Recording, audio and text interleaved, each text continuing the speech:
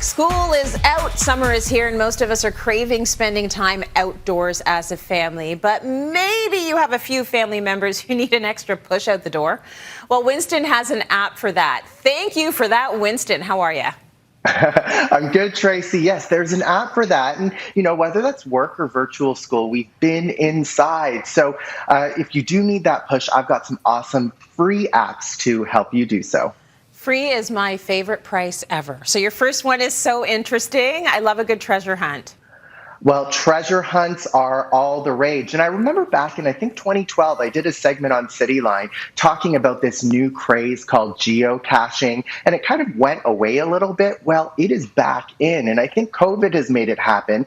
Geocaching is essentially a treasure hunt in your own backyard, and it could be in your own backyard at home. It could be if you're camping. It's really all around the world. And what's so awesome is it's that real-world outdoor treasure hunt with GPS-enabled devices.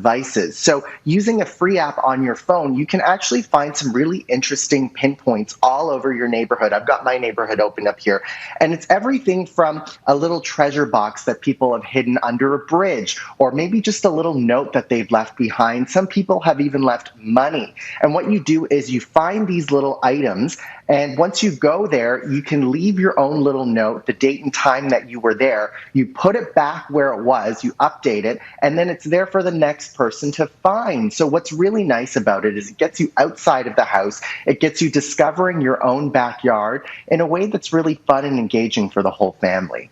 People leave money, I'm in. I think that's nice for the whole family to do together as well. Like, that's a great idea.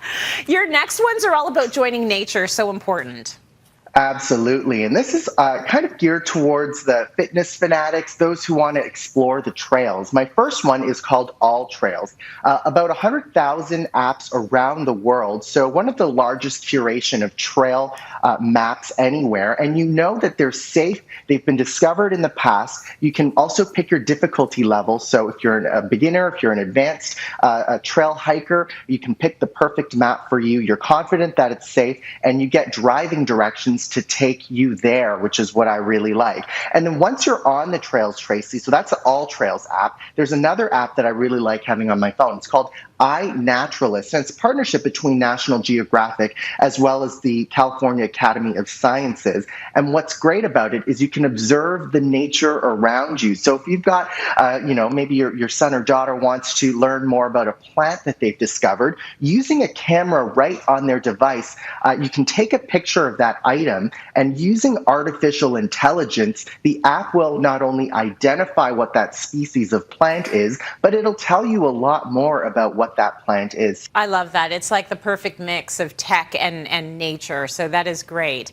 Now, speaking of nature, let's talk about a little stargazing. What have you got for us?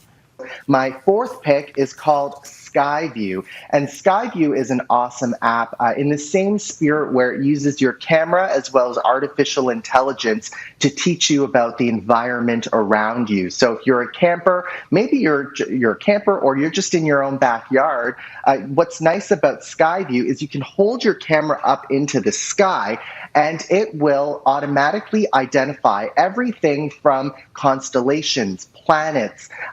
It'll teach you everything that you need to know about what's in the sky. It's a beautiful thing for a city kid because you just get like an hour outside of the city and all of a sudden it's like, oh my gosh, there's stars. It's incredible. So let's end this, our little tour right now with a fun road trip, Winston. Tracy, do you have any plans to go on any road trips this summer? I do. We're sort of on the fence, but I feel that maybe a road trip to Prince Edward County or a road trip maybe to Quebec. We're still in the planning stages, but we will be jumping in the car and going somewhere for sure. Well, that's very great, Tracy. And speaking of planning, I think this is a great app that you need to have on your phone. It's called Road Trippers, and it has 25 million trips planned to date. So it's a well-known app. And what's great is you've got these awesome curated guides, everything from Explore Canada, where you can pick Fort Providence, for example, Quebec, New Brunswick, Alberta. So coast to coast, you can pick some really awesome guides 40 hours in. So if you only have a short period of time, it'll pull up and curate all of these awesome points of interest. And you can follow this itinerary, or if you're in an area and you just want to know where the closest place to eat is, if you need to use the bathroom, because, when you have kids in the back seat, often they need to go to the bathroom now. So if you need to find that bathroom, you're able to do that. Then you save all of those points of interest and you plan your route, and it does it all within this app, and it'll save it in a really easy to view itinerary. Winston, I love it. And I've officially surpassed my kids as the absolute worst when it comes to needing a washroom. I'm like, can we stop? Are we there yet? Like, Me too. I need the washroom. So thank you for that, Winston. What a great range of apps for us all to use and to get more connected to nature. It's fantastic. Thanks, man.